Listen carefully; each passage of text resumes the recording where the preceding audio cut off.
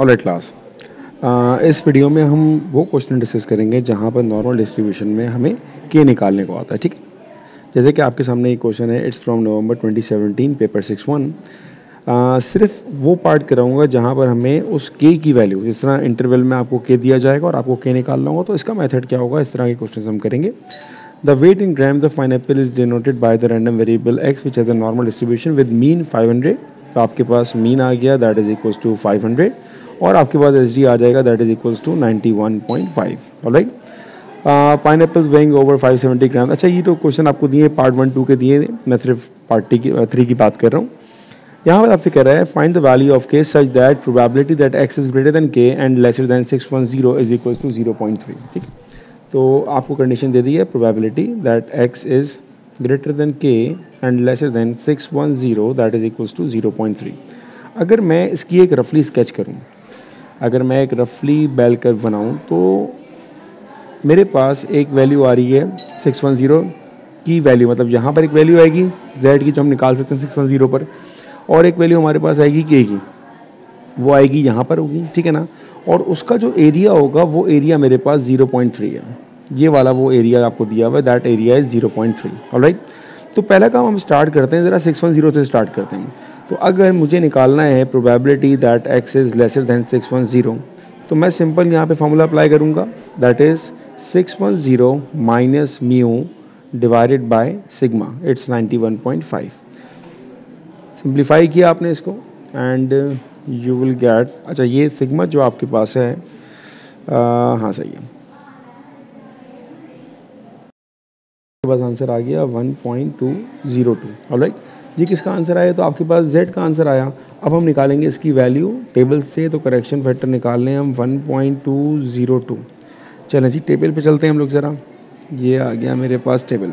सो 1.20 and 2, तो 0.8849 में मैंने सिंपल ऐड करना है किसको, 4 को, that will be equals to, मैं लिख दूँ उसको 0.8849 में ऐड किया आपने 0.0004 को, यू विल गेट 0.8853। ऑलराइट, अब ये 0.8853 कौन सी वैल्यू है, अगर आप ग्राफ में देखेंगे तो यहाँ से यहाँ तक की जो वैल्यू है ये आ रही है 0.8853। शेयर रीजन का आपको एरिया पता है 0.3। तो अगर अब यहाँ पे एक ऐसा पॉइंट है जो काफ़ी आपके क्वेश्चन को इजी बना देगा, अगर मैं 0.8853 में से माइनस करूँ, किसको माइनस करूँ, अपने शेडेड एरिया को, दैट इज 0.3, तो मेरे पास कौन सा एरिया आ जाएगा, मेरे पास जो एरिया आएगा वो आपके पास इस पॉइंट से लेके एंड तक, मतलब ये पूरा एरिया आ जाएगा। और जो के की वैल्यू वो भी तो मुझे यहीं पे निकालनी है, तो 0.8853 में से आपने माइनस किया 0.3 को, यू विल गेट 0.5853। ऑलराइट, अब यहाँ पर एक वैल्यू आ रही है जो मुझे नहीं पता, दैट वैल्यू इज़ बेसिकली के, वो मुझे निकालनी पड़ेगी। ठीक है, लेकिन मुझे उसका एरिया मिल गया कि इस के से जो लेफ्ट पे सारी वैल्यू उसका एरिया है वो मेरे पास 0.5853 आ जाएगा। अब मैं सिंपल अपने पास नॉर्मल सा सवाल यूँ लिख सकता हूँ, probability that x is lesser than के इज इक्वल्स टू 0.5853।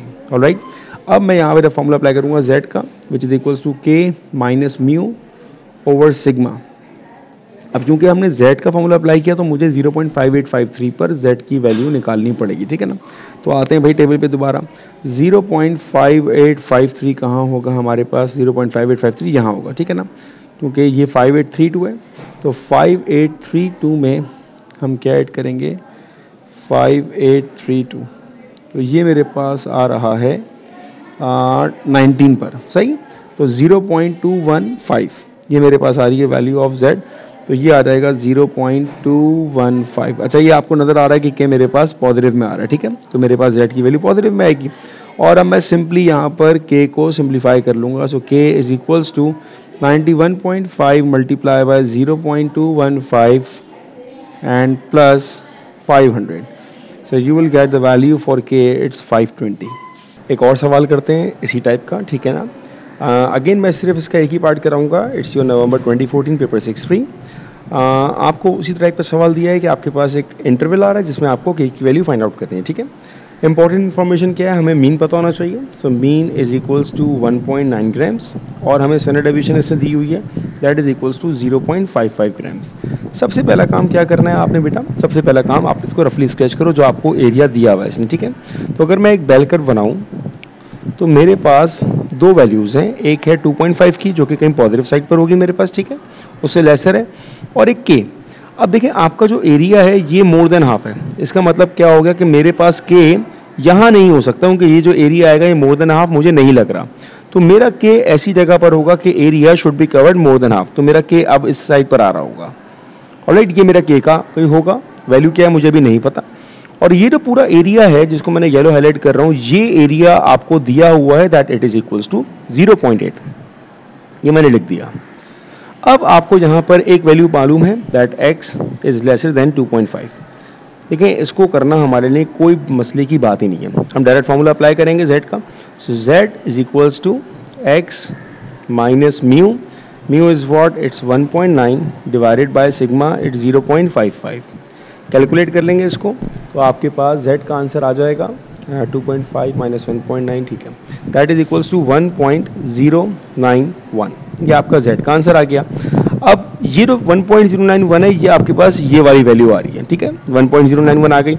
इस पर आप जाके देखेंगे सिंपल सा एरिया 1.09 एंड 1, तो 0.862 1 एंड 2, तो आपने इन दोनों को ऐड कर दिया तो ये आ जाएगा 0.8623। ये आपने वैल्यू निकाली किसकी, करेक्शन फैक्टर ऑफ 1.091 की, ये आपका आधा पार्ट हो गया। और अगर मैं इस एरिया को डायग्राम पे हाईलाइट करूं तो इस लाइन से अगर हम पीछे जाएंगे तो ये सारा एरिया मेरे पास आएगा 0.8623 का, ठीक है। अब अगर मैं इस 0.8623 में से मैंने माइनस कर दिया किसको, 0.8 वाले एरिया को, तो मेरे पास जो एरिया बचेगा वो बचेगा ये वाला एरिया, ऐसे ही है। तो मैं ज़रा इसको निकाल ही लेता हूँ, तो ये आएगा मेरे पास 0.0623। ऑलराइट, ये वो एरिया है जिसको मैंने फिगर में ब्लू रंग से, फिरोजी रंग से इसको मैंने हाईलाइट किया हुआ है। अब ये वैल्यू मुझे नहीं पता। अच्छा जी, अगर मैं इसको अलग से बनाऊँ, इस के वाली फिगर को अलग से देखें तो मेरे पास ये के कुछ ऐसे आ रहा है, ठीक है ना, ये वैल्यू मुझे नहीं पता, लेकिन मुझे ये मालूम है कि ये जो एरिया है दैट इज 0.0623। अब हमें पता है कि हमारे पास इस z टेबल में हम नेगेटिव वैल्यू को फाइंड नहीं कर सकते, तो हम क्या करते हैं, हम उसको फ्लिप करते हैं। तो जब अगर मैं इस के को यहाँ पे लगाऊंगा, फ्लिप करूंगा, तो इसके जो एरिया आएगा फिरोजी वाला वो ये वाला एरिया बनेगा, ठीक है ना। हमारे पास जो टेबल में वैल्यू आती है वो हमेशा लाइन के लेफ्ट वाली वैल्यूज आती हैं। तो अगर मुझे इस लाइन के लेफ्ट वाला एरिया चाहिए होगा तो मैं 1 में से माइनस करूंगा, 1 माइनस 0.0623, और ये आपके पास वैल्यू आ जाएगी 0.9377। अब आपने ये जो वैल्यू आ रही है आपके पास, ये आपके एरिया की वैल्यू आ रही है, ठीक है ना। तो आपने इस पर अपनी z वैल्यू निकालनी पड़ेगी। अब वो कैसे निकालेंगे, बहुत सिंपल है। 0.9377 का देखें एरिया कहाँ आ रहा है, 0.9377 यहाँ आ रहा है, 1.53 और 6, 1.536। तो मेरे पास z की वैल्यू आ रही है 1.536, ये आपके पास आ गया। आपके पास जो k था वो था नेगेटिव साइड पर, तो उसकी वजह से हमारा z यहाँ पर नेगेटिव हो जाएगा। लास्टली हमने सिंपल फॉर्मूला अप्लाई करना है, z is equals to x minus mu upon sigma, और x क्या है मेरे पास, it's k। So k minus mu is what, 1.9 divided by sigma, that is equals to 0.55, और z की जगह हम लोग वो वैल्यू प्लेस करेंगे जो हमने अभी भी निकाली है, इट्स माइनस 1.536। अब आपने सिंपल इसको क्रॉस मल्टीप्लाई कर दिया and you will get the value of k, it's 1.055। तो जब आपके पास इंटरवल में आए कोई भी सवाल, उसको अटेम्प्ट करने की अप्रोच आपकी यही है। अब ये याद रखिएगा, ये एरिया मान लीजिए, लेट सपोज मैं आपको एग्जांपल दूं इसी सवाल में कि मेरे पास ऐसे लिखा होता x is greater then k and lesser then 2.5 ही ले लेते हैं, लेकिन यहाँ पे लेट सपोज मैं कहता 0.3, तो इस केस में मेरा डायग्राम कुछ बनता है ऐसा करके, ये 0 मैं कहता 2.5 वाली वैल्यू यहाँ पर आएगी, लेकिन k इस टाइम पर मेरा यहीं पर होता, पॉजिटिव साइड पे होता। क्यों ऐसा कह रहा हूँ मैं, क्योंकि मेरा जो एरिया है वो लेस देन हाफ है, एरिया मेरा पूरा हाफ को कवर, लेस देन हाफ होगा। तो ये आपको गाइड कर देगा कि आपकी k की वैल्यू कहाँ लाई कर रही होगी, ठीक है। That is the type 3 questions of normal distribution.